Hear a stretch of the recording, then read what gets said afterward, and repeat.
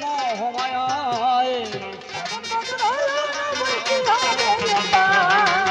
সাধন ভজন হলো না মোর কি হবে উপায়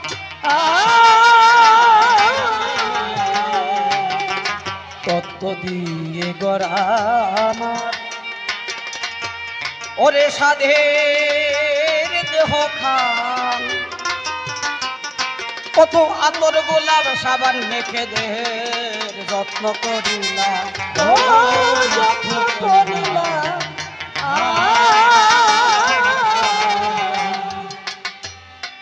ওগো তত্ত্ব দিয়ে গড়ায় আমার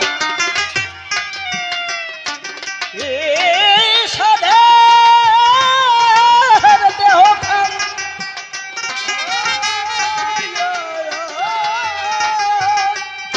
আতর গোলাপ সাবান মেখে যত্ন করিলাম যত্ন করিলাম আমার মানব দেহের শেষ পরিণাম এই জড় দেহের শেষ পরিণাম এবার বলো রাধে বলো রাধে বলো রাধে জয় রাধে বলো রাধে রাধে রাধে রাধে রাধে রাধে রাধে রাধে রাধে রাধে বলো রাধে রাধে বলো রাধে রাধে জয় রাধে বলো রাধে। আমার মানব দেহের শেষ পরিণাম শেষ করিলাম মানব দেহের শেষ পরিণাম শ্মশান কিংবা কবরে হয় সাধন ভজন হলো না মোর কি হবে উপায় সাধন ভজন হলো না মোর কি হবে উপায়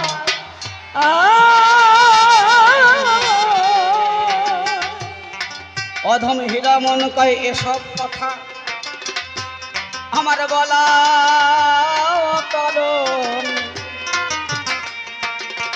কথার কথা বলা হলো হলো না সাধন হলো না সাধন অধম হীরা মন কয় এসব কথা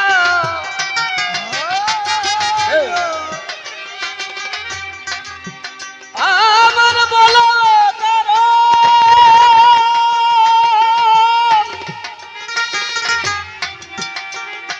ওগো সাধন ভজন হলো না মোর রহিল বেদন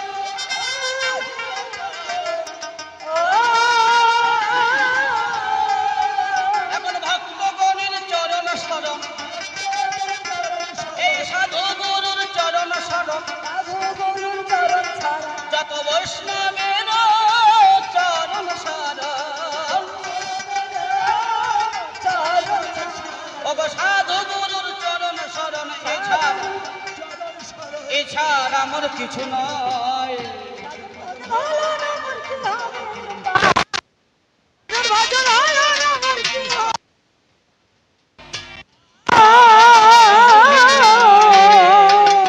কল্পনাতে মুকুন্দ দাস সবারই সাধন বিপক্ষেতে জবাব দাতা প্রেমের মহাজন আমার গুরুদেব হলেন শ্রীকৃষ্ণ দাস গোসাই তাহার চরণে আমি প্রণাম জানাই চৈতন্য চরিতামৃত হতে শোনেন সুধীজন যে যে প্রশ্ন তাহার কাছে হলো উত্থাপন এক এক করে ধরে ধরে তারা জবাব করবে দান এই নিবেদন রাখলাম আমি ভক্তবৃন্দের স্থান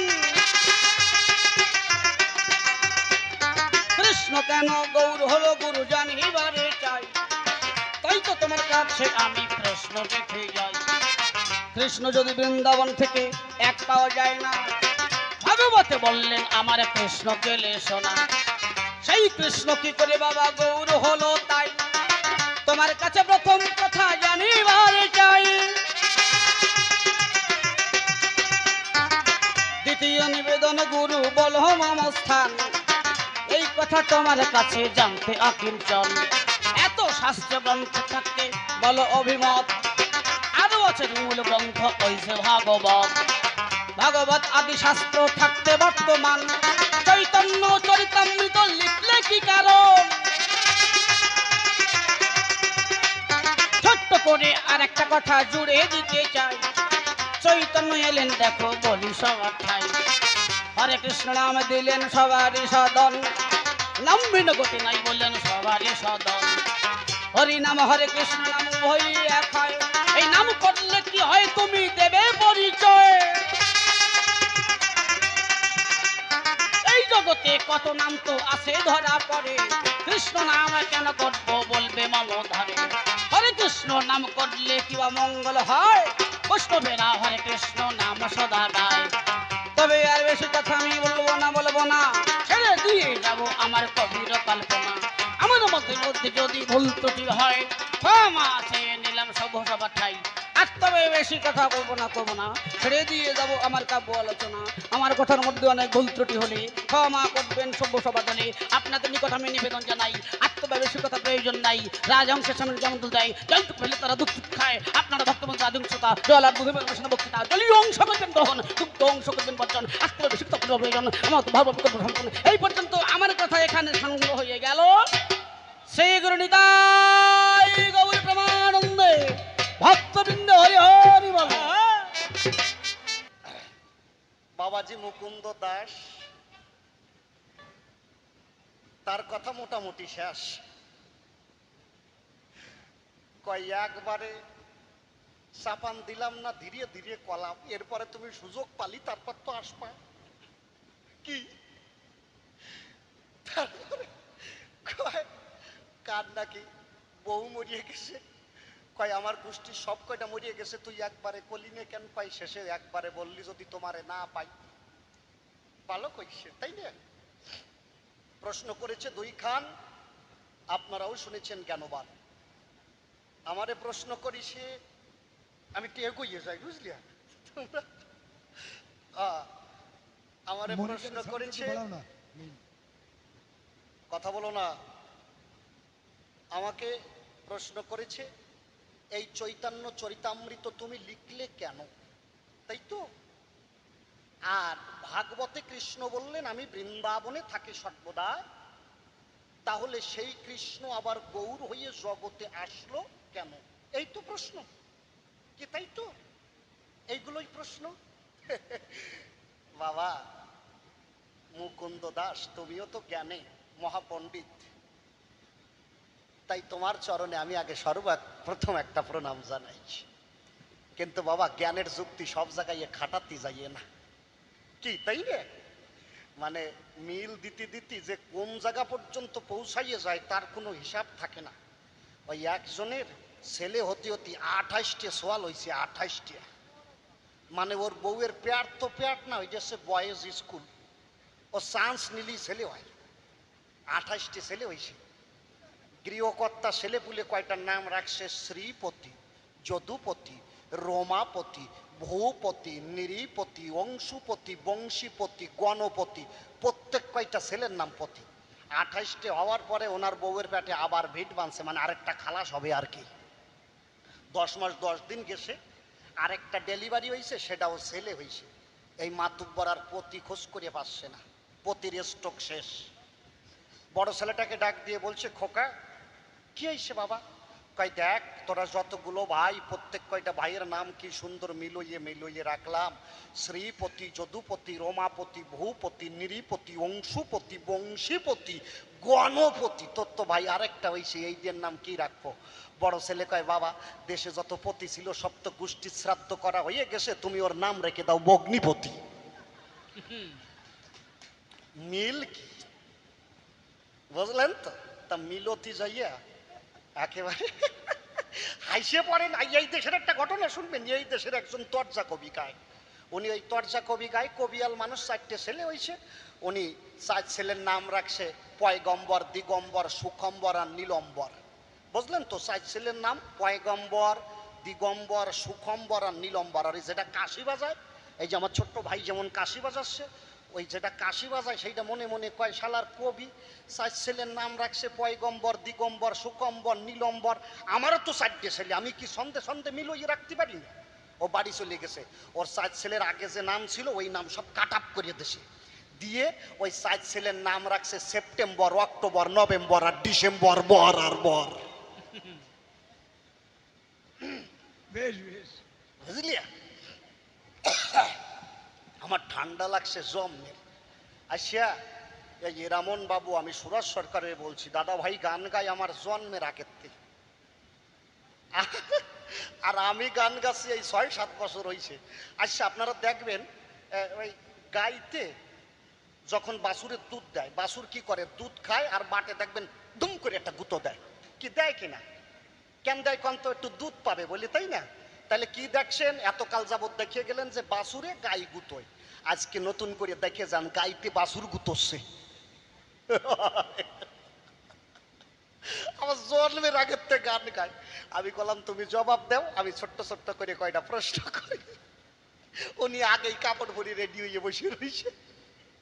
যাকে যাক, যা কিছু বলেছে এটা কবি গানের অঙ্গ, আপনাদের আনন্দ দিতে এইগুলো বলা, আপনারা আশীর্বাদ করবেন। এইভাবে একটা ব্লাইন্ড মানুষ, তার গানের কত, তাই না, কত সুর, কত সুন্দর, কত মাধুর্য, আপনারা আশীর্বাদ করবেন। জগতে যতদিন থাকে তার যেন সার্বিক মঙ্গল হয়, আমার দীনবন্ধু যেন তার দেহের কাণ্ডারি হয়, এবং এইভাবে যেন প্রেমানন্দে সে ভক্ত সঙ্গ করতে পারে। আমরা একটা মাঙ্গলিক ধ্বনি দেব, মাঙ্গলিক ধ্বনি দিয়ে আস্তে আস্তে আমরা অনুষ্ঠানে যাবো। স্কেল ধরো।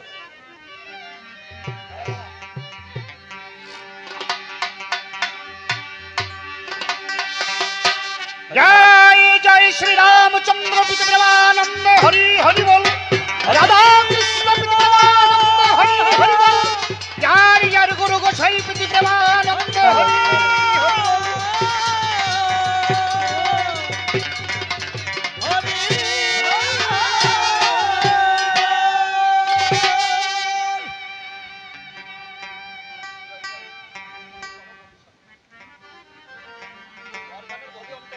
হারমোনিয়ামটা একটু তোলো, হ্যাঁ, অর্গানের ভলিউম একটু কমবে। অর্গানটা আগে কবি গানে এসব অর্গান ফরগান ছিল না, ওতে ভক ভক গন্ধ খায়, বাউল বাউল, তাই না? আমার হারমোনিয়ামটা একটু সার্বিক রাখো। শোনো, সবাইকে বলছি, গান বাজনা, বাজনা গান না, আমার মেন ভোকালের উপর দিয়ে যেন কোনো যন্ত্র না যায়, এইটা সবাইকে মনে রাখতে হবে। আমার কথাগুলো যেন মানুষ বুঝতে পারে। হা হা হা হা হা।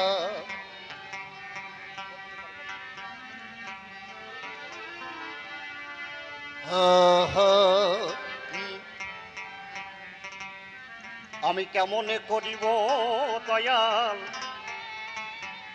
তোমার সাধনা, চরণে অঞ্জলি দিতে, তোমার চরণে অঞ্জলি দিতে কেন মন মজে না।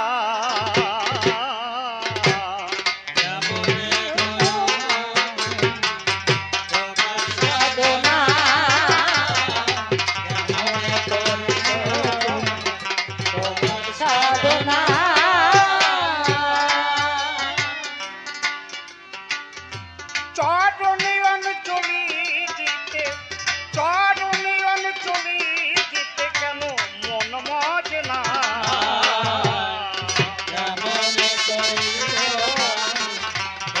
সাধনা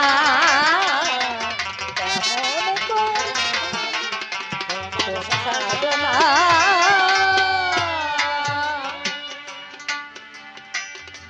তোমার মূরতি আমি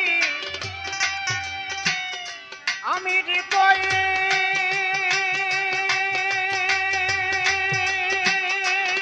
আঁকিব, প্রেম পুষ্প দিয়ে পূজার মালা যে গাঁথিব।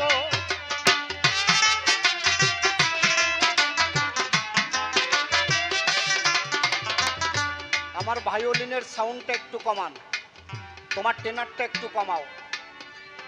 আমি আগেই বলেছি আমার মেন ভোকালের উপর দিয়ে কোনো ভোকাল যাবে না।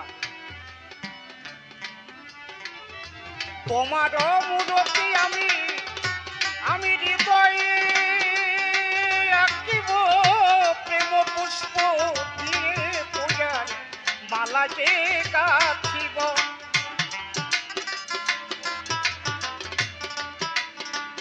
আমি যেদিকে ঘোরাবো আখি সদা যেন তোমারে দেখি দেখে ঘোরাবো আখি, সাদা যেন তোমায় দেখি। আমি যেদিকে ঘোরাবো আখি সদা যেন তোমারে দেখি তুমি প্রভু পরাণ পাখি আমার সকল ভাবনা কেমন করিব তোমার সাধনা কেমন করিব তোমার সাধনা। আমি দেহকে নৈবেদ্য করে লাগাবো তোমার সেবায় তব জয় গান প্রভু রাখি যেন রসনায়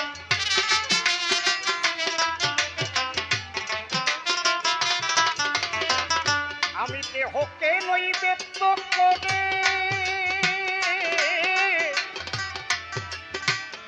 লাগাবো তোমার সেবায় তব জয় গান প্রভু রাখি যেন রসনাই আমি যেদিকে ঘোরাবো আছি সদা যেন তোমারে দেখি যেদিকে ঘোরাবো আখি, সাদা যেন তোমায় দেখি। আমি যেদিকে ঘোরাবো আছি সদা যেন তোমারে দেখি তুমি প্রভু পরাণ পাখি আমার সকল ভাবনা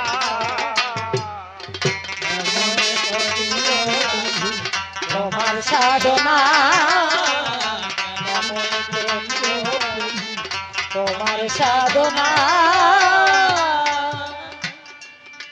80 লক্ষ জনি ভ্রমণ করে ছোট ভাইয়া 80 লক্ষ জনি ভ্রমণ করে এই দুর্লভ মানব জন্ম পেয়েছে কি তাই না? আজ আছি কাল যে থাকবো এর কিন্তু কোনো নিশ্চয়তা নেই আছে বাবা হ্যাঁ কোনো নিশ্চয়তা নেই দেবের দুর্লভ মানব জন্ম ছোট বাহ সবাই একসঙ্গে থাকো ভালো লাগবে 80 লক্ষ জনই ভ্রমণ করে মানব জন্ম পেয়েছে এটা দেবের দুর্লভ মানব জন্ম শাস্ত্রে কি বলছে নিষ্পাত পাত চিন্তসী বাক্য চিন্তসী চতুষ্পদ দৈব মানব চিন্তসী মানব কিং করিষ্যসী নিষ্পত পাত চিন্তসী যাদের পা নাই কাদের আমার পা নাই কাদের গরু ছাগল পা নাই নিষ্পদ পদ চিন্তসী পা নাই এই যে বৃক্ষ গুল্মলতা এদের কিন্তু পা নাই আছে নাকি বৃক্ষ আতি এদের পা আছে পা নাই এরা কিভাবে দয়াল আমাকে উদ্ভিদ করে জগতে পাঠিয়েছো কিন্তু আমাকে মানুষের মতো দুইখানা চরণ দাও নাই যদি মানুষের মতো দুইখানা চরণ পেতাম যেখানে মধুর হরিভক্তর সঙ্গ হয় আমরাও প্রেমানন্দ হেঁটে হেঁটে এই ভক্ত সঙ্গ করতাম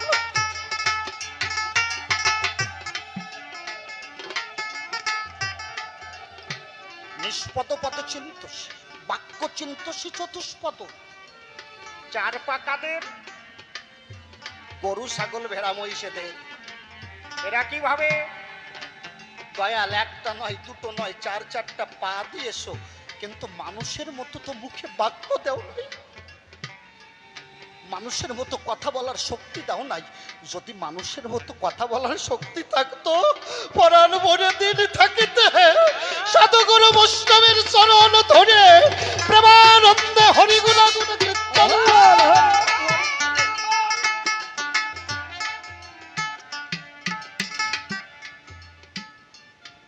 দেব মানব চিন্ত সেই মানব কিং করিষ্যসী দেবতারাও এই দুর্লভ মানব জন্ম চায় আর আমরা মানুষ হয়ে কি করি হেলায় হেলায় কিং কর্তব্য বিমূঢ় হয়ে সেই মানব জন্মটাকে আমরা নষ্ট করে দেই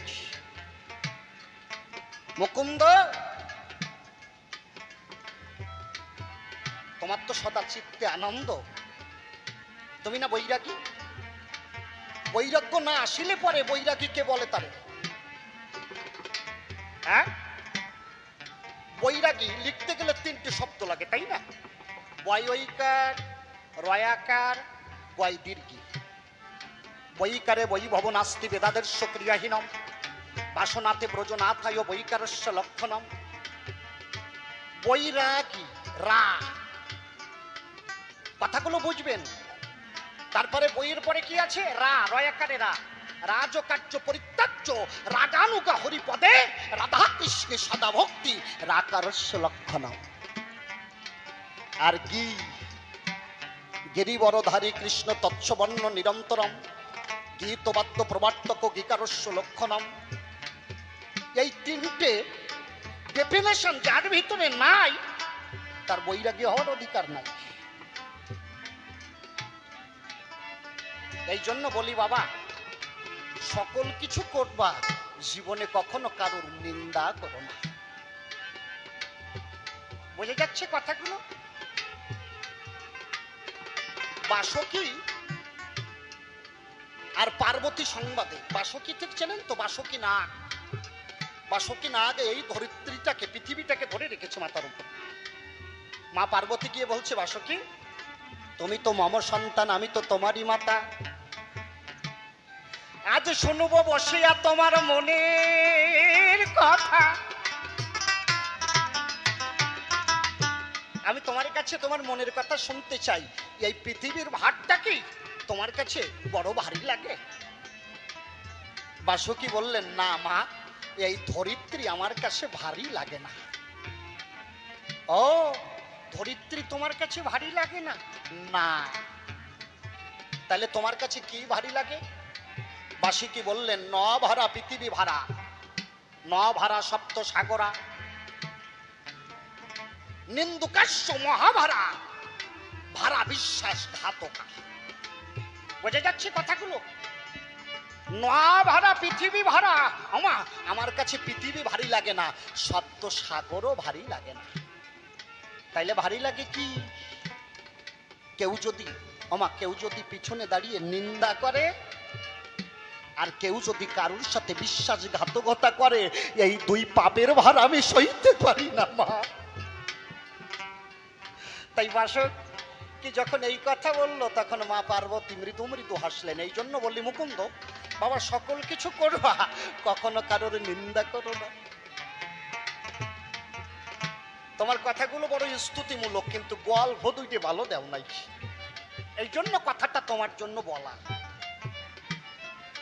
কিছুক্ষণ আগেই তো তুমি বললে, শাস্ত্রে ভগবান বললে, নামা হইতে নাম বড়, নাম হইতে ভক্ত বড়, আর ভক্ত হইতে ভক্তের পদরজ আরো বড়। তার মানে কি? এই ভক্ত প্রেম ভাব দিতে আমার হরি এলেন অবনীতে। তার মানে কি?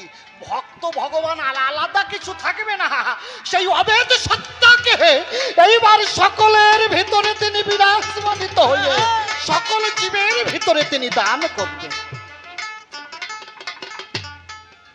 এই জন্য ভগবান জগতে গেলেন। আগে গানখানা শেষ করি, তারপর তোমার কথার উত্তর দেব।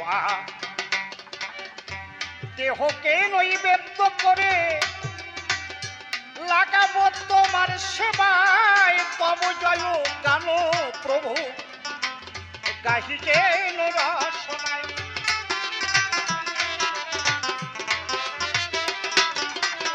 আমি যেদিকে ঘুরাবো আখি, সদা যেন তোমারে দেখি। যেদিকে ঘুরাবো আখি, সদা যেন তোমারে দেখি। তুমি প্রভু পরাণ পাখি আমার সকল ভাবনা। সাধনা মনে করিব তোমার সাধনা।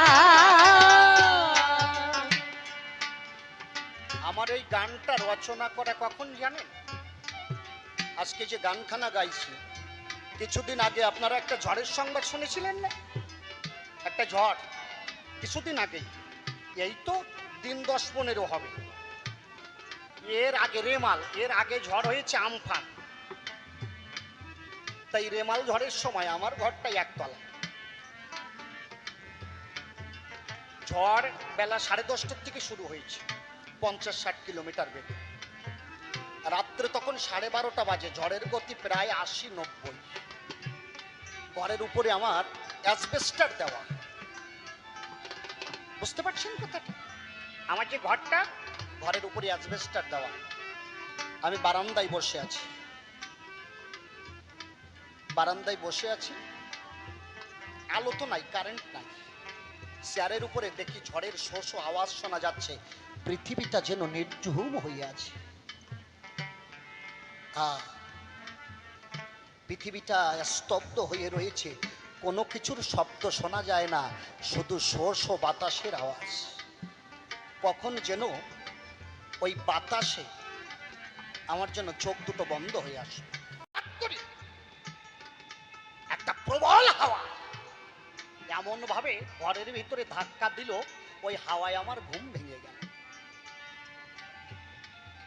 কখন যে চোখ বন্ধ করেছিলাম জানি না। ওই হাওয়াটা এসে যদি ধাক্কা না দিত, হয়তো আমার রাত পোহাইয়ে যেত। আমি ভাবলাম এখনো এই দেহ সুঠম আছে, গায়ে শক্তি আছে, কিন্তু চোখ বন্ধ করলে নিজের ইচ্ছায় চোখটাকে মেলাতে পারি না। দেহ সুতাম আছে, গায়ে শক্তি আছে, কিন্তু ইচ্ছা করলে এখন চোখ মেলাতে পারি না। আর যেদিন চিরতরে মানুষ ঘুমাইয়ে যায়, যতই ডাকো আর সাড়া দেয় না, চোখ দুটো বন্ধ করে থাকে। আমি ওই চেয়ারে বসে ভাবছিলাম, ভাবতে ভাবতে কোন অজানাই যেন বিলীন হয়ে গেলাম। আমি দীনবন্ধুর কাছে নিবেদন রাখলাম, এ দীনবন্ধু, আমি জগতে এসেছিলাম কিসের জন্য? সবাই জানেন মাতৃ জঠরে সবাই সন্তান থাকে, ঊর্ধ্বপদ হেট মুন্ডে। মাতৃ জঠরে ঘোর অন্ধকারে মায়েরও গর্ভাধারে, মায়ের গর্ভে থাকে। দীনবন্ধু এসে কি বলে? দীনবন্ধু সামনে যখন যায়, জীব কথা দেয়, দীনবন্ধু এই মাতৃ জঠর ঘোর অন্ধকার থেকে তুমি আমাকে মুক্ত করো, আমি মায়ার জগতে গিয়ে প্রেমানন্দে তোমার নাম গুণাগুণ কীর্তন করব। কিন্তু যখনই ধরিত্রীতে আসি, আমার দীনবন্ধু সেদিন আমাকে অভয় দিয়ে বলেছিল, ওরে ভয় নাই, আমি তো আসি। কি তাই না? আমার দীনবন্ধু বলেছিল, তোর ভয় নাই, আমি আসি। আমি দীনবন্ধুকে কথা দিয়েছিলাম, মায়ার জগতে গিয়ে তোমার নাম গুণাগুণ কীর্তন করব, কিন্তু মায়ার জগতে এসে আমার দ্বারা তার হলো না। দেখবেন সন্তান জন্মানোর পরে ক্রন্দন করে ওঠে, ওয়ানা ওয়ানা ওয়ানা। তার মানে কি? দীনবন্ধু, তোমাকে দেওয়া কথা রাখতে পারলাম না, তোমার দ্বারা আর আমার হরিনাম গুণাগুণ কীর্তন করা হলো না। তখন দীনবন্ধুর কাছে নিবেদন রাখলাম, ঠাকুর এসেছিলাম তোমার নাম গুণাগুণ কীর্তন করতে, কিন্তু এই মায়ার জগতে এসে মোহিনীর পাশে বন্দী হয়ে আমি আমাকে হারিয়ে ফেলেছি, আর তোমার কাছে যেতে পারি না। ওই সময় ওই চেহারে বসে ওই রাত 1:30-2টোর সময় ফোনের লাইট জ্বালিয়ে আমার এই গানখানা লেখা। আমি দেহকে নৈবেদ্য করে লাগাবো তোমার সেবায়, তব জয় গান প্রভু গাহি যেন রহস্যময়।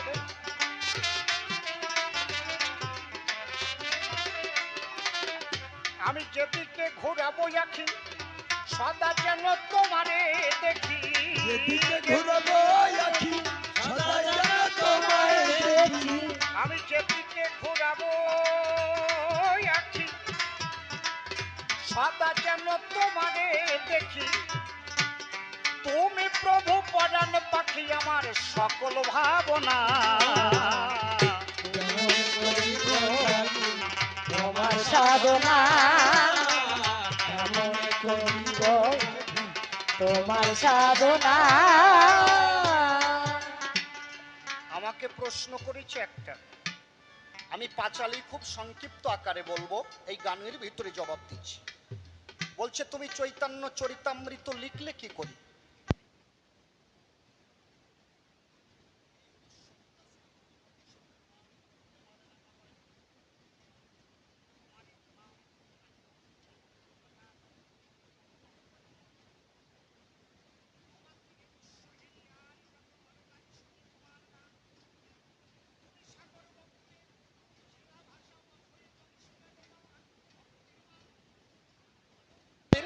খেলা, সবই তোমার লীলা খেলা, লীলা রস করিতে আস্বাদন।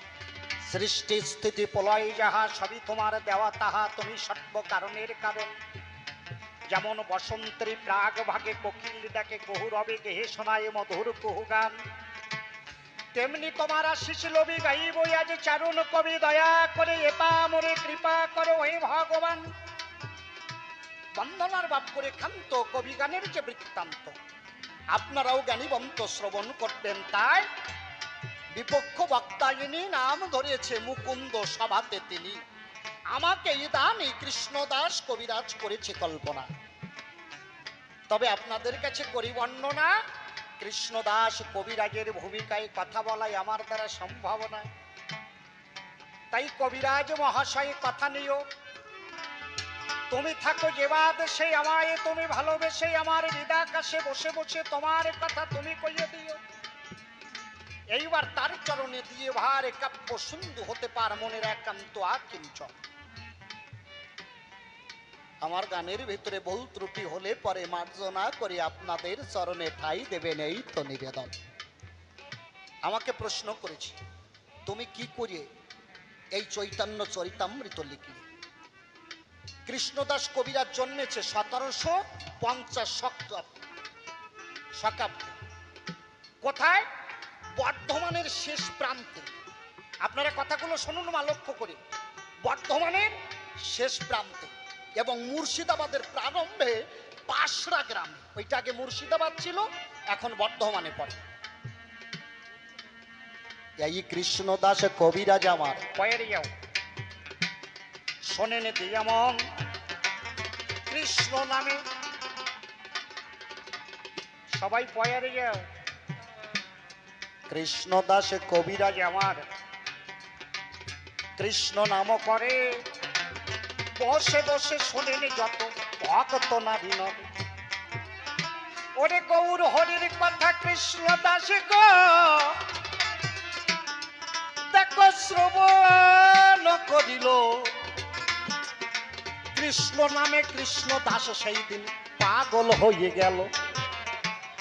হা কৃষ্ণ করুণা সিন্ধু দীন বন্ধু, বিশ্বের মালিক সাই, আজকে তোমায় আপন করিয়া প্রভু কাছে পেতে চাই। দেখেছেন কৃষ্ণ নামে পাগল হয়ে গেল। ওই কৃষ্ণদাস কবিরাজ, কথাগুলো মন দিয়ে শোনো মা, দেখো কৃষ্ণ নামে কত অনুরাগ। উনি ওইখান থেকে কাটুয়া এলেন। কাটুয়া এসে শুনলেন কোথায় নিত্যানন্দ মহাপ্রভু আছে। আমার অন্তরে আছে ভাবো আমি নিত্যানন্দের কাছে যাব, আমি এই দেহকে নৈবেদ্য করে তার চরণে প্রেমানন্দে মধুমাখা কৃষ্ণ বলা হব। কথাগুলো মন দিয়ে শুনবেন। ওইখান থেকে তিনি চলে আসলেন শ্রীধাম নবদ্বীপ। সবাইকে জিজ্ঞাসা করে, তোমরা বলতে পারো এখানে নিত্যানন্দকে? গৌরহরি তখন সন্ন্যাস নিয়েছে। বালির স্বরে বসিয়া কৃষ্ণদাস দেখো সাধনায় বসিল, কৃষ্ণ নামে দেহ খানা তার ভাসাইয়া দিল। ওরে কৃষ্ণ কৃষ্ণ কৃষ্ণ বলিয়া গো ও সে কাঁদে সর্বদায়। হঠাৎ করে নিত্যানন্দ তার সামনে হয়েছে উদয়। বালির চরে কৃষ্ণ বলে কাঁদতে কাঁদতে কৃষ্ণদাস কবিরাজ ওইখানে ঘুমিয়ে পড়লেন। এমন সময় স্বপ্নের ভিতরে নিত্যানন্দ মহাপ্রভু এসে সামনে দাঁড়ালো। কৃষ্ণদাস, কে? চিনতে পারছিস না? তুমি কে? আমি তোর স্বপ্নের দেবতা, তোর ধ্যানের দেবতাই, আমি তোর নিতাই। বলল, ঠাকুর করুণা হয়েছে, এসেছো যদি করুণাই হয়, আর যদি এসে থাকো আমাকে সর্বহারা ওই কৃষ্ণ নামে প্রেমানন্দ দীক্ষা দাও। দেখেন কি অপূর্ব ঘটনা। নিত্যানন্দ বলল, আজ হইতে প্রেমানন্দে কৃষ্ণ গুণ গাবি, এই কৃষ্ণ গুণ গাইলে পরে তুই কৃষ্ণ জন পাবি। আজ হইতে তুই কৃষ্ণ নাম গাবি, আর এই কৃষ্ণ নাম গাইলে সেই পরম ধন কৃষ্ণকে পাবি। এই যে ঠাকুর কৃষ্ণ নাম গাইতে বললেন, কৃষ্ণদাস কবিরাজ বলল, প্রভু আজ হইতে এই কৃষ্ণ নাম হলো আমার একমাত্র মন্ত্র, একমাত্র মহামন্ত্র এই কৃষ্ণ নাম। নিত্যানন্দ মহাপ্রভু সেই দিন বলল, শুধু কৃষ্ণ নাম গাইলে হবে না, তুমি আমার কথা এইখান থেকে বৃন্দাবনে গিয়ে বসবাস করবে, একদিন তোমার নিজের হাতে এই গৌর লীলা বিভূতি লিখন করে তোমাকে জগৎ মাঝে প্রেমানন্দে বিতরণ করতে হবে। দেখেছেন, যদি কেউ একবার অনুরাগী ভক্ত হয়ে যায় বাবা, তার আর গুরু ধরা লাগে না, গুরু এসে তার কাছে ধরা দেয়। গুরুকে বলে কোটিকে কোটি, কিন্তু শিষ্য মেলে না একটি দুটি। কোটি কোটি গুরু পাবেন, গুরু হওয়া সহজ, কিন্তু শিষ্য হওয়া অত সহজ কথা না। অনুরাগী ভক্ত হতে হবে, অনুরাগ না হলে কখনো সেই পরম ধন কখনো পাওয়া যায় না। দেখেছেন, বলল তোমার নিজের হাতে এই গৌর লীলা বিভূতি লিখতে হবে। ওইখান থেকে কৃষ্ণদাস কবিরাজ আমার বৃন্দাবনে গেল। হঠাৎ করে একদিন তাহার দৈব বাণী হলো, ডাক দিয়ে স্বয়ং নারায়ণ প্রভু আমার, প্রভু তারে ডাক দিয়ে কয়, এখনো তোমার চৈতন্য চরিতামৃত হয়েছে লেখারও সময়। আমি কৃষ্ণদাস কবিরাজ আমি বললাম, ঠাকুর আমি পারবো না। যে মহর্ষি বেদব্যাস নবলক্ষ গ্রন্থ লিখেছে, 18 পুরাণ লিখেছে, 5খানা বেদ লিখেছে। আপনারা আবার বলতে পারেন 5টা বেদ কি করে হলো? ঋক, সাম, যজু, অথর্ব। আর একটা বেদ ব্রহ্মবেদ, যে বেদ থাকে সাধুগুরু বৈষ্ণবের মুখে মুখে। বুঝে যাচ্ছে কথাগুলো? তিনি তার লীলা বিভূতি লিখে শেষ করতে পারলেন না, আর আমি সাধারণ মানুষ হইয়ে তার লীলা বিভূতি কেমন করে লিখব? আমার দ্বারা হবে না ঠাকুর। হঠাৎ করে কৃষ্ণদাস দেখো রাত্রিতে ঘুমাইয়ে পড়িল, আরে নৃসিংহ মূরতি হইয়ে আমার হরি তার বক্ষেতে গেল। নৃসিংহ মূরতি হইয়ে ভগবান তার বক্ষের উপরে দাঁড়ালে, যদি তুই নিজের হাতে এই গৌর লীলা বিভূতি তুই যদি না লিখন করিস, তাইলে তোকে আমি নিজের হাতে তোর বুক চিরে শেষ করে দেব। বলল, ঠাকুর আমি হলাম মূর্খ, অজ্ঞানী, অধম, পামর, আমার মতো মানুষের দ্বারা কি তোমার লীলা বিভূতি লেখা হবে? সেদিনই প্রভু ডাকে দিয়ে কয়, তোর আর তো ভয় নাই, আমি স্বয়ং তোর হস্তের কালী হব গৌর সাদ গোসাই। এই আমি থাকতে তোর ভয় কি? আমি নিজেই তোর হয়ে, তোর অস্ত হয়ে শাস্ত্র লিখে দেব। আর বাগবানী স্বয়ং তোর কণ্ঠেতে বসিবে, এই প্রেমানন্দে দেখো এই শাস্ত্র লিখন করে দেবে। দেখেছেন? এইবার আমি শাস্ত্র লেখা শুরু করলাম। গৌর আদেশে মনের হরিষে করলাম শাস্ত্রের লিখন। এইবার শাস্ত্রখানা যাচাই করিতে আমি করব যে প্রেরণ। তৎকালীন সময় বৈষ্ণব সমাজের শ্রেষ্ঠ পণ্ডিতের ভিতরে জীব গোস্বামী একজন। তিনি যদি কোনো শাস্ত্রের মান্যতা দিতেন, তবে সেই শাস্ত্র সমাজে প্রতিষ্ঠিত হতো, তা না হলে নয়। জীব গোস্বামীর কাছে যখন শাস্ত্র পাঠাইয়ে দেওয়া হলো, জীব গোস্বামী শাস্ত্রখানা দেখো পড়িতে লাগিল। অনেকেই বলে জীব গোস্বামী উনি নিজের শাস্ত্রকে শ্রেষ্ঠ করার জন্য কৃষ্ণদাস কবিরাজের শাস্ত্রখানা নদীর জলে ফেলে দিয়েছিলেন। বাবা, এটা ভুল কথা।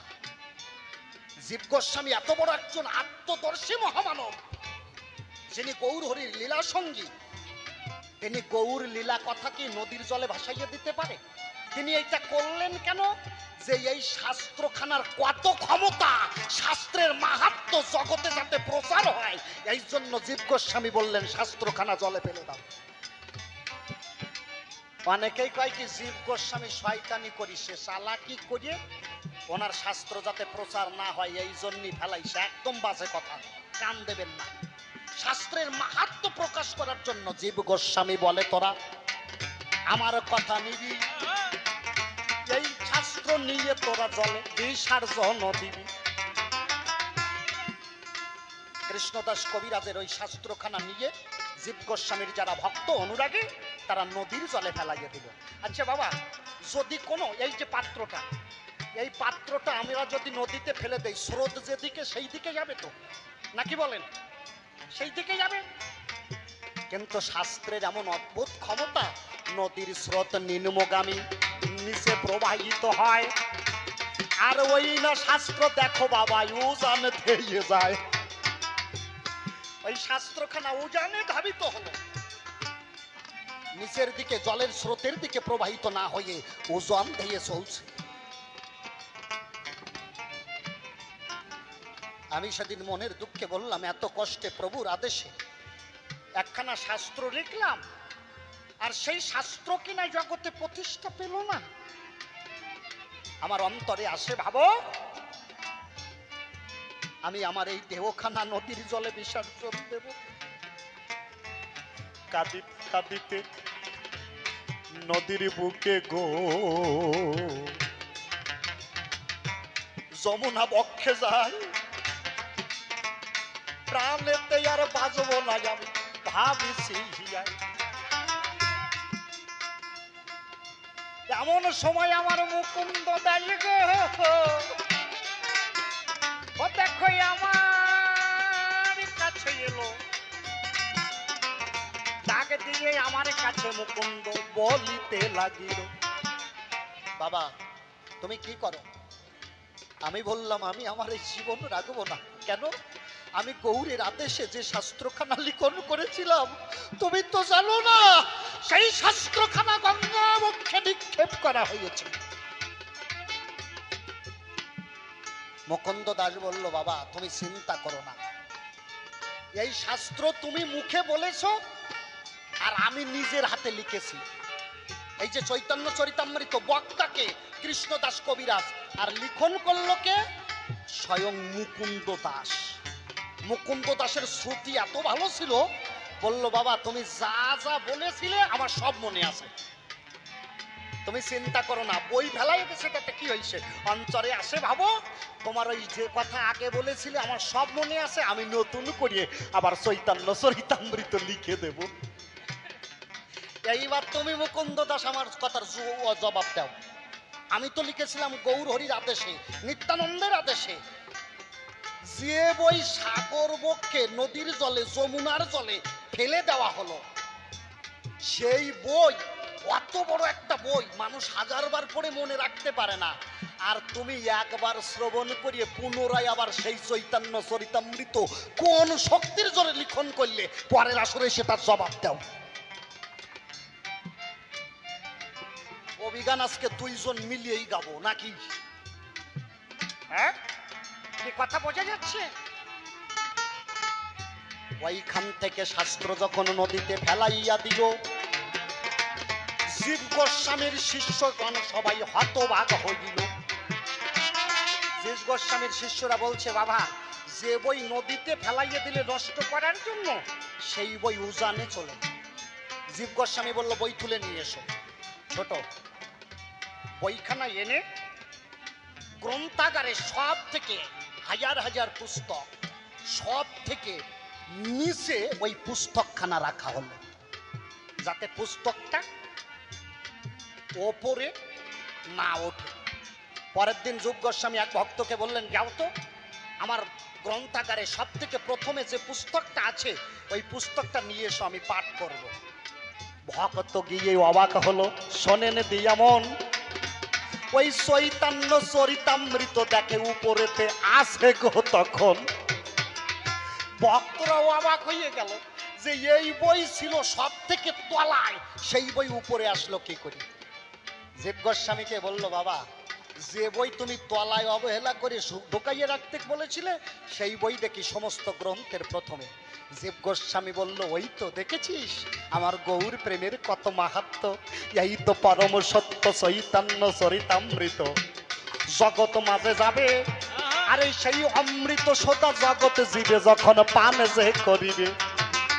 ওরে গৌর কথাই অমৃত বারতা গো, ও যদি কেউ সেই অমৃত একবার খায়, ওরে চিদানন্দে প্রেমানন্দে সেজন রাধা কৃষ্ণের যুগল মিলন পায়।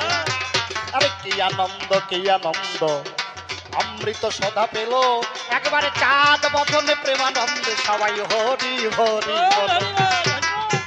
এই তো তোমার প্রশ্নের জবাব দিলাম আমি গো, তুমি শোনো এমন। প্রথম প্রশ্নের জবাব দিলাম আমি সবারই সদন। এই কেবল একটা প্রশ্নের জবাব দিলাম, এখনো একটা বাকি আছে। আমি গানটা শেষ করি, তারপরে পাঁচালির ভিতরে কিছু আলোচনা করি, তারপরে আবার ওদের একটু বিশ্রামের দরকার আছে। নেও, আমি দেহকে নৈবেদ্য করে লাগাবো তোমার সেবায়, তব জয় গান প্রভু গাহি যেন রসনায়।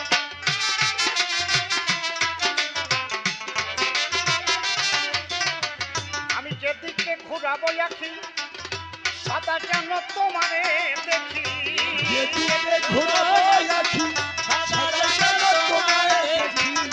তুমি প্রভু পরাণ পাখি আমার সকল ভাবনা।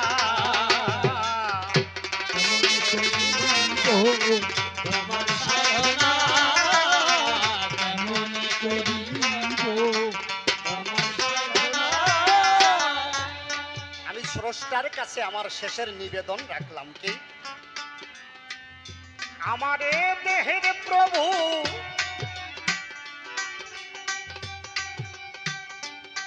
হবে যেদিন অবসান, তোমার নাম লয়ে পরাণ পাখি সারে যেন দেহ খান।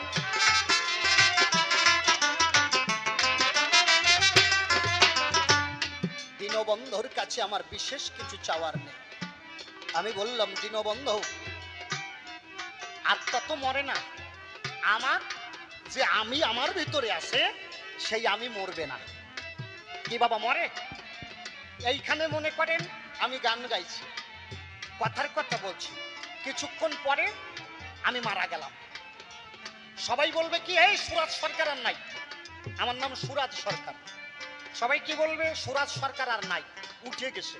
আচ্ছা, যে আমি গান গাচ্ছিলাম, আমার হাত পড়িয়ে আছে, আমার চোখ পড়িয়ে আছে, আমার নাক পড়িয়ে আছে, আমার দেহটাই পড়িয়ে আছে, তাইলে আমার ভিতরে কে নাই? এত যে আমার আমার করো, আমার কে? হ্যাঁ, মাতব্বরী যতক্ষণ আমার দেহের ভিতরে আমার মানুষটা আছে যতক্ষণ, যেদিন সেই মানুষ রতন চলে যাবে সেদিন আর কোনো কিছুতে কাজ হবে না। তাই দীনবন্ধুকে কি নিবেদন রাখলাম, আমার এ দেহের প্রভু হবে যেদিন অবসান, নাম লয়ে পরাণ পাখি সারে যেন দেহ খান। সুরাজ বলে হেমর প্রিয়, তুমি আমার পারের কান্দারি হইও।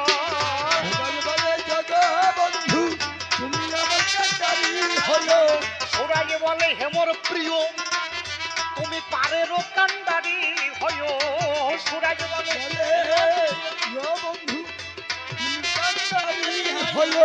সুরাজ বলে হেমর প্রিয়, তুমি আমার পারের কান্দারি হইও। তোমার চরণ পাশে জায়গা দিও, এই তো বাসনা।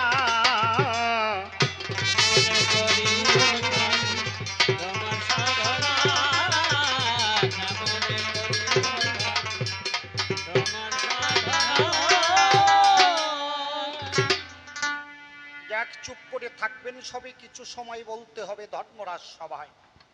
যেভাবেতে প্রশ্নদান করেছে সভাস্থান, আপনারাও জ্ঞানবান এক এক করে করেছেন আকর্ণন।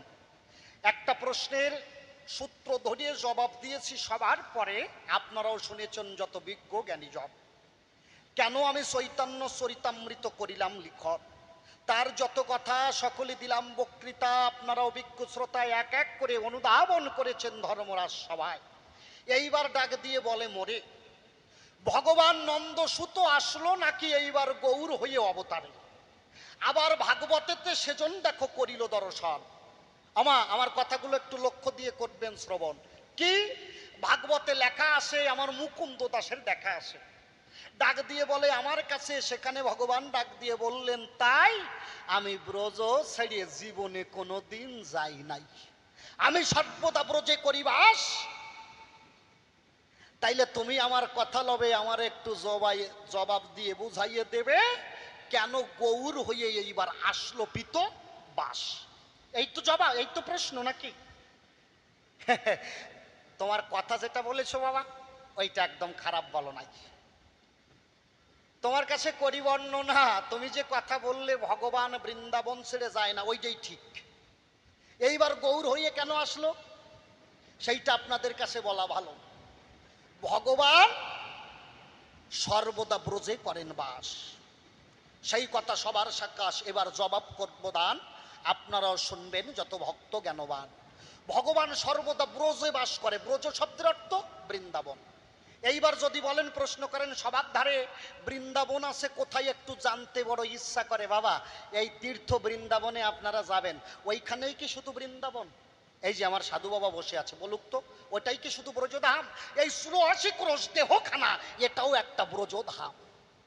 খুলে বলি, তোমার ধারে রাধার মতো যেজন কৃষ্ণকে সেবা করে তার দেহ তখন ব্রজধাম হয়ে যায়, তার হৃদয় বৃন্দাবনে তখন প্রেমানন্দে বাস করে আমার গৌর রসরা। বোঝা যাচ্ছে?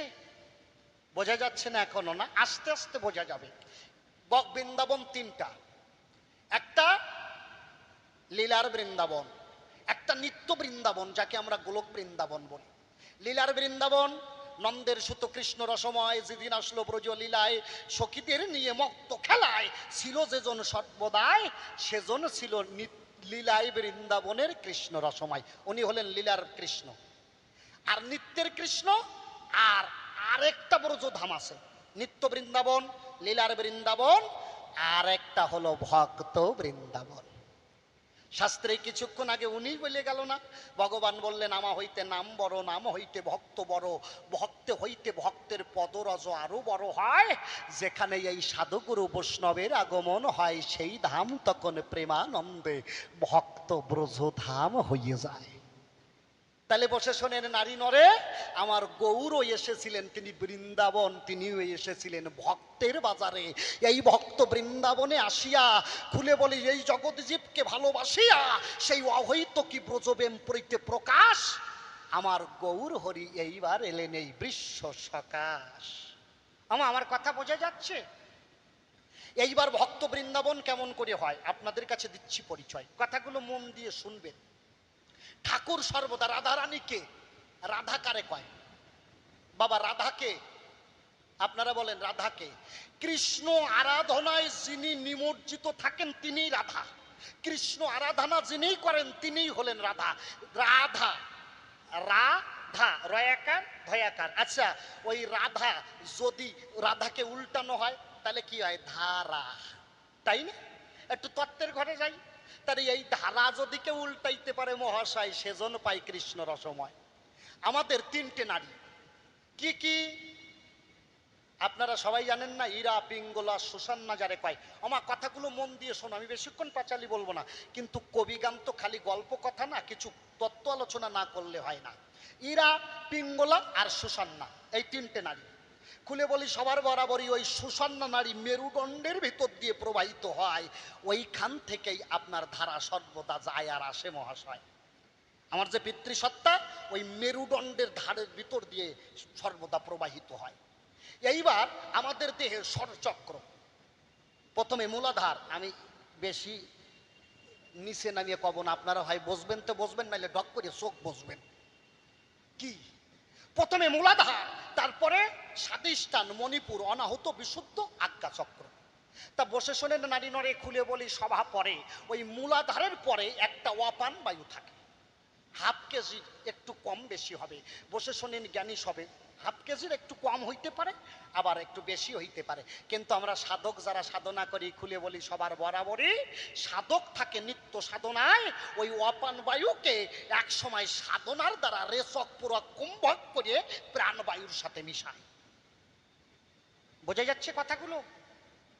আচ্ছা, আমরা কি কখনো চেষ্টা করি অপান বায়ুকে প্রাণবায়ুর সাথে মেশানোর জন্য? যে ধারা নিচের দিকে প্রবাহিত হয়, কখনো উজানে সেই ধারাকে প্রবাহিত করার চেষ্টা করেছি? করি নাই মহাশয়। তাহলে এই রেচক পুরা কুম্ভককে দেখবেন শ্বাস প্রশ্বাসের কাজ করে সাধক যারা। আমি বাবা বেশি খাস বাংলায় কবরিনরে খুলে বলি সভার পরে এই বায়ুকে যিনি শ্বাস প্রশ্বাসের দ্বারা দেখবেন এইভাবে নাসিকা ধরে না, করে কিনা? বেশি বেশি বলবো না, ছোট্ট করে বলতে গেলে অনেক বিষয়। এই বায়ুর কাজ যারা করে, বসে শোনেন নারী নরে, এই বায়ুর কাজ এই আঙুলের শ্বাস কমাইতে হয়। তাহলে এক আঙুল শ্বাস কমাইলে জ্ঞানের উদয় হয়, দুই আঙুল শ্বাস কমাইলে দ্বিধাদ্বন্দ্ব যায়, তিন আঙুল শ্বাস কমাইলে ত্রিতাপ জ্বালা ছাড়ে, চার আঙুল শ্বাস কমাইলে চতুর্বিধ তুচ্ছ করে, পাঁচ আঙুল শ্বাস কমাইলে পঞ্চবানে পড়ে কাটা, ছয় আঙুল শ্বাস কমাইলে যায় সরলিপুর লেটা, সাত আঙুল সাত কমাইলে সপ্ততালা করে ভেদ, আট আঙুল শ্বাস কমাইলে অষ্ট পাস করেছে, নয় আঙুল শ্বাস কমাইলে নববিধা ভক্তি পায়, 10 আঙুল শ্বাস কমাইলে হয় 10 ইন্দ্রিয়ের জয়, 11 আঙুল শ্বাস যদি কেউ কমায় রে ভাই, বায়ু ভরে উড়িয়ে সেজন শূন্যে উড়িয়ে যায়। দেখবেন কেউ যদি 11 আঙুল শ্বাস কমায়, যেমন বিজয় কৃষ্ণ গোস্বামী, যিনি বসে শোনেন জ্ঞানী গুণী, যখন হিমালয়ের পাদদেশে ধ্যান করে, লোকনাথ ব্রহ্মচারী ছিল ঢাকার 12 আশ্রমের পরে। বিজয় কৃষ্ণ গোস্বামী লোকনাথকে স্মরণ করিল, লোকনাথ ব্রহ্মচারী ধ্যানের ঘরে জানিতে পারিল, বায়ু বরে উড়িয়ে গিয়ে বিজয় কৃষ্ণ গোস্বামীকে বাঁচাইয়েছিল। আর এই 11 আঙুল শ্বাস কমাইলে তাহলে সেজন শূন্যে উড়ে যায়। আগে কুম্ভ মেলা হতো না বাবা, কুম্ভ মেলায় সাধুরা আসতো কিভাবে? উড়ে উড়ে আসতো না সাধুরা। আর যদি কেউ 12 আঙুল শ্বাস কমায় মহাশয়, তখন এই জীবাত্মার পরমাত্মা একাকার হয়ে শীত দর্পণে মানুষ কন্দরে মানুষ আয়নায় সেজন্য প্রেমানন্দে রাধা কৃষ্ণের যুগল মিলন দেখতে পায়। তাহলে আমরা কি কখনো চেষ্টা করি এই অপান বায়ুকে প্রাণবায়ুর সাথে মেশানোর? বাইরে থাকে রাধাকুণ্ড, রাইরে থাকে শ্যামকুণ্ড, কথা আমার নয় কভণ্ড, আপনারাও জ্ঞানী গুণী করবে না কর্ণন। যখন ওই ধারা নিচের দিকে যে জল প্রবাহিত হয়, ওই জল যদি কেউ একবার উপরে নিতে পারে মহাশয়, দিদালার পরপরে সেকাই কৃষ্ণ বাস করে, এইখানেই নীল যমুনা রয়, ওই যমুনায় কদম্ব বৃক্ষে ললিতা বিশোকা চম্পক লকা সুদেবী অষ্ট সখী থাকে কৃষ্ণ পাহারায়। তখন সখীরা কি হবে? সখীরা তখন মঞ্জুরি হবে। মঞ্জুরি মানে কি? যিনি মঞ্জুরিয়া থাকেন, যারা বাধা হয়ে থাকে, ওরা তখন দ্বার খুলে দেয়, তখন এই জীব গিয়ে শিবের ঘরে প্রেমানন্দে রাধা কৃষ্ণের যুগল মিলন দেখিবারে পায়। বোঝা যাচ্ছে? এই হলো সাধনার স্তর। তাহলে এইভাবে সাধনা করে কে? বসে শোনেন সুধী সয়, এইভাবে সাধনার ঘরে থাকলে তখন তার দেহখানা নিত্য কৃষ্ণের সাথে মিলন হয়ে এই দেহখানা তখন ব্রজভূমি হয়ে যায়। প্রমাণ কোথায়? তাহলে গৌর কল, গৌর কেন কৃষ্ণ হয়ে জগনীতে এলো? বসে শোনেন জ্ঞানী দল, আমার কথাগুলো আপনারা মন দিয়ে শুনিবেন সবাই। একদিন রাধারানী যিনি নিকুঞ্জ বনে কৃষ্ণের উরুর উপরে, কথাটা ভাড়ো ভাইটিয়াল, যারা বাড়ি যাচ্ছে যাক, আপনারা যারা থাকবেন কথাটা শোনেন। আমি এই কথার পরে আবার গান গাবো, গানের সুরে সুরে আবার জবাব দেব, আপনারা একটু ধৈর্য ধরে বসেন। আমি জানি যে সুরের ভিতরে বললে পরে মানুষ বড় গান ভালোবাসে, গান থইয়ে কেউ আর কি, তাই না? যারা যাচ্ছে তারা যাক, আপনারা একটু বসেন। তাহলে শ্রীমতী রাধারানী যিনি বসে শোনেন জ্ঞানী গুণী, কৃষ্ণের উরুর উপরে মাথা দিয়ে তিনি রাধারানী তখন ঘুমান্ত অবস্থায় বসে শোনেন নারী নরে খুলে বলি সভা পরে, ওই রাধারানীর কপালের পরে একটা নীলকান্ত মণি রয়। নীলকান্ত মণি আপনারা চেনেন সবাই? নীলকান্ত মণিটা খানিকটা দর্পণের ন্যায়। দর্পণ মানে কি মা জানো? দর্পণ মানে কি? আয়না। ওই নীলকান্ত মণিখানা খানিকটা আয়নার মতো দেখিতে। খুলে বলি সবার সাক্ষাতে, কৃষ্ণের নজর যখন ওই নীলকান্ত মণির দিকে গেল, কৃষ্ণ ওই মণির ভিতরে নিজের রূপখানা দেখিবারে পেল। কৃষ্ণ ভাবলো, তাই তো, আমি এত কালো। দেখবেন মানুষ যতই সুন্দর হোক না কেন, মদনমোহন কৃষ্ণ, যার রূপে জগৎ মোহিত হয়, সেই কৃষ্ণ বলছে আমি এত কালো। এর কারণ কি? আপনারা দেখবেন নিজের চেহারা যতই ভালো হোক, আয়নায় মুখ দেখবেন, নিজের চেহারার বাল দেয় না। এটা ব্যাপার না? কৃষ্ণের ঠিক তেমন অবস্থা। কৃষ্ণের নিজের মুখখানা করে দর্শন, কৃষ্ণের মন হলো উচাটন। আই তো আমি এত কালো, আর রাধারানীর রূপে জগৎখানা করেছে আলো। তাহলে রাধারানী আমাকে কি দেখে ভালোবেসেছে? খুলে বলি আপনাদিকের কাছে, কৃষ্ণ ভাবিছে হিয়ায়, অন্তরে আছে ভাবো আমিও একটু রাধার মতো ভক্ত বা ভক্তা হব, আমি একটু আমাকে করব আস্বাদন। তাই আমি কি হব? এইবার ভক্ত হব, রাধার মতো ভক্ত হব। কিন্তু ভক্ত হতে গেলে তো ভক্তির প্রয়োজন। ভগবানের কাছে সর্বৈশ্বর্য আছে, শ্রী শ্রেয় বৈরাগ্য ইত্যাকারে সর্বৈশ্বর্য কৃষ্ণের ভিতরে রয়, কিন্তু কৃষ্ণের ভিতরে ভক্তি ধন নাই মহাশয়। বলল ভক্তি ধন পাই কোথায়? রাধা তো ঘুমন্ত অবস্থায়। কৃষ্ণ তখন যত ভক্ত ছিল, নারদ, ব্যাস, ব্রহ্মা, বিষ্ণু, মহেশ্বর, দেবতা, কিন্নর, সবাইকে আহ্বান করি।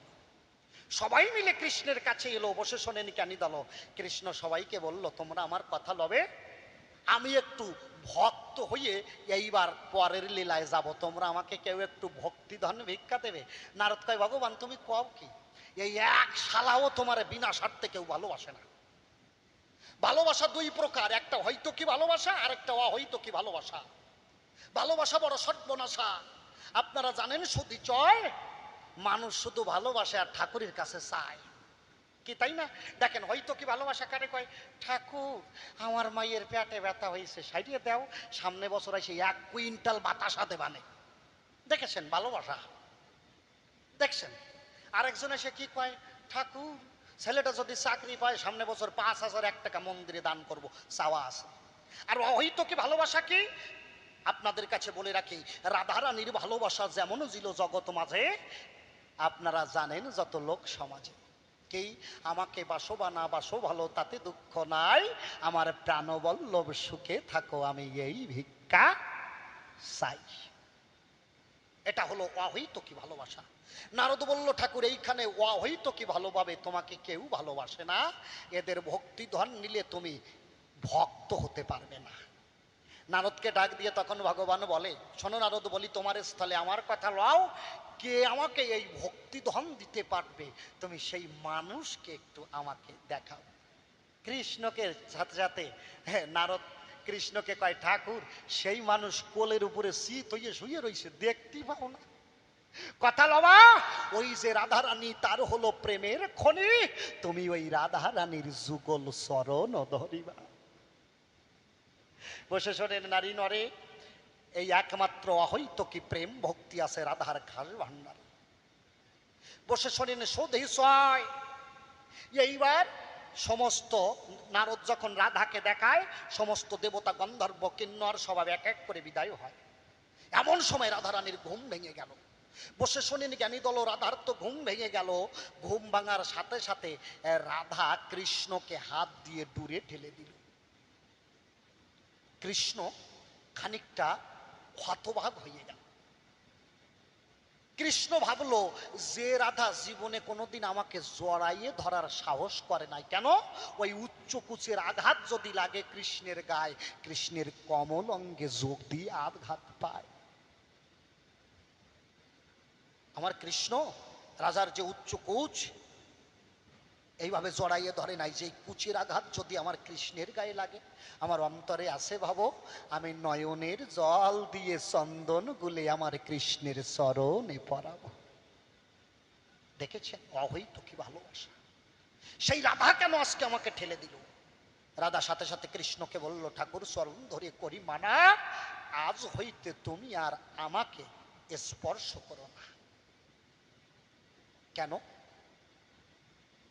বললো, আমি দ্বিচারিণী হয়ে গেছি কিনা? কৃষ্ণ বলে, তুমি বলো কি? বললো, হ্যাঁ ঠাকুর, আমি দ্বিচারিণী হয়ে গেছি। কৃষ্ণ বলল, মূল কারণটা কি আমার কাছে বলো দেখি। রাধা বলল, ঠাকুর শয়নে স্বপনে নিশি জাগরণে কৃষ্ণ অবয়ব ছাড়া আমি কোনো কিছু কোনোদিন করি নাই দর্শন। আমি গাছে মাছে লতায় পাতায় কীট পতঙ্গ ধূলিকণায় সর্বদা দর্শন করি আমার কৃষ্ণ রসময়। এখন যখন আমি নিদ্রা গেলাম, শোনো দয়াময়, আমি ওই নিদ্রার ঘরে তোমার মুখ বাদে আমি অন্য পর পুরুষের মুখ দেখিলাম নিশ্চয়। কৃষ্ণ বলল, কি রূপ দেখেছ? বলছে, যে আমি শয়নে স্বপনে তোমার অবয়ব দর্শন করি, সেই আমি যখন ঘুমাইয়ে পড়েছি, আমি ঘুমের ঘরে এক গৌর কান্তি বরণ মানুষ রতন করেছি দর্শন। তার এক হাতে যষ্টি, আরেক হাতে কমণ্ড। খুলে বলি, তোমার ধারে সেই মানুষ মাথায় চৈতন্য রাখিয়া জীবের দ্বারে দ্বারে ঘোরে আর মধুন কৃষ্ণ নাম বিতরণ করে, তার গৌর কান্তি বরণ হয় আজ অনুলম্বিত বাহু, সেজন্য সর্বদা কৃষ্ণ বলে কৃষ্ণ নামে নয়ন জলে বুক ভাষায়। কৃষ্ণ সাথে সাথে রাধারানীর মুখ চেপে ধরিল, বসে শোনেনি জ্ঞানী দল। রাধারানীর মুখ চেপে ধরে বলল, রাধা, এই কথা এখন প্রকাশ করিয়ে না, তোমার কাছে করি বর্ণনা। ওই মানুষ আর কেহ না, ওই মানুষ স্বয়ং আমি। তা আমাকে, কৃষ্ণ ছিল কালো রূপ, বলল আমার এই কালো রূপ ত্যাগ করে, খুলে বলি, তোমার ধারে যদি যেতে হয় পরের লাল লীলার ভিতরে, তাহলে আমার অন্তরে আছে ভাবো, তোমার ওই ভাব কান্তি বিলাস আমি ভিক্ষা লব। কথা লও, তোমার ওই ভাব কান্তি বিলাস আমাকে ভিক্ষা দাও। রাধা বললেন, দেব না। দেবে না? না দেব না। কেন দেবে না? রাধা বলল, ঠাকুর শোনো, তুমি রসময়, যখন কৃষ্ণ প্রেমের হিল্লোল ওঠে মম হৃদয়, তখন আমি পাথর দেখি না, কাটা দেখি না, জঙ্গল দেখি না, সেখানে গড়াগড়ি যাই শ্রীমতী রাধায়। যখন তোমার এই কৃষ্ণ প্রেমের হিল্লোল উঠবে হিয়ায়, শোনো কৃষ্ণ রসময়, তখন তুমি তোমার ওই দেহটাকে আর ধরে রাখতে পারবে না। তোমার ওই দেহ সোনার অঙ্গ ধুলায় গড়াগড়ি যাবে, আর ওই পাথরের আঘাত তোমার গায়ে লাগিবে। আমি রাধা হইয়ে তো তোমাকে আঘাত লাগিতে দিতে পারি না। কৃষ্ণ বলল, তুমি তো জানো না, এই যে যতবার জগতে এসেছি কখনো দুইজন এক হয়ে যাই নাই, কিন্তু কলিতে ভক্ত ভগবান এক হয়ে না গেলে কলির জীবকে উদ্ধার করা যাবে না। অন্তরে আছে ভাবো, তুমি আমি একত্তরে এইবার দুইজন মিলে যাব। রাধা বলল, ঠাকুর তাইলে একটা কথা আছে। কি? অন্তরঙ্গে থাকবে তুমি কৃষ্ণ রসময়, বাইর অঙ্গে থাকবো আমি শ্রীমতী রাধায়। আমার অন্তরে আছে ভাবো, তুমি যখন গৌর হয়ে ধোলাই গড়াগড়ি যাবে, তোমার বহির অঙ্গে থেকে তোমার ওই সমস্ত আঘাত আমি আমার নিজের গায়ে লব। দেখেছেন কথাটা কোথায়? বসে শোনেন, নারী নরে, খুলে বলি সভা পরে। এইবার রাধার চরণের পরে কৃষ্ণ কি বলেছিল আপনারা দেখবেন, গীত গোবিন্দে আছে। খুলে বলি আপনাদিকের কাছে, রাধার চরণে দাস্তখত দিয়ে কৃষ্ণ কি বলেছিল? সর গরল খণ্ডনাম মম শিরসি মণ্ডনাম দেহি পদপল্লব মুদারাম। সর গরল খণ্ডনাম, আমার এই কামরূপী দেহটাকে তুমি নির্বাপন করো। সরগরল খণ্ডনাম, আমার কাম কামনাকে তুমি দূরীভূত করো তোমার ওই শীতল প্রেমের পরশ দ্বারা। মম শিরসি মণ্ডনাম, আমার এই মাথাখানা তুমি পূজার মন্দির তৈরি করো। দেহি পদ পল্লব মোদারাম, তোমার ওই চরণখানি আমার মস্তকে রাখো। অন্তরে আসে ভাবো, তুমি আমি মিলে দুই হাত মিলে এক হব। বসে শোনেন সুধী সয়, এইবার ভক্ত ভগবান দুইজন মিলে এইবার আসলো সোনার নদিয়ায়। যেইখানে ভক্ত বৃন্দাবনে নাম সংকীর্তন হয়, সেই ভক্ত বৃন্দাবনে আসিয়া সেই ব্রজের কৃষ্ণ রসময় সর্বদা কৃষ্ণ নামে বসে থাকে প্রেমানন্দে এই কলির জীবকে সেই বিশুদ্ধ প্রেম ভক্তি দেয়। কি বোঝা যাচ্ছে আমার কথা? হ্যাঁ, গল্পটা এসে গেছে কব। আপনারা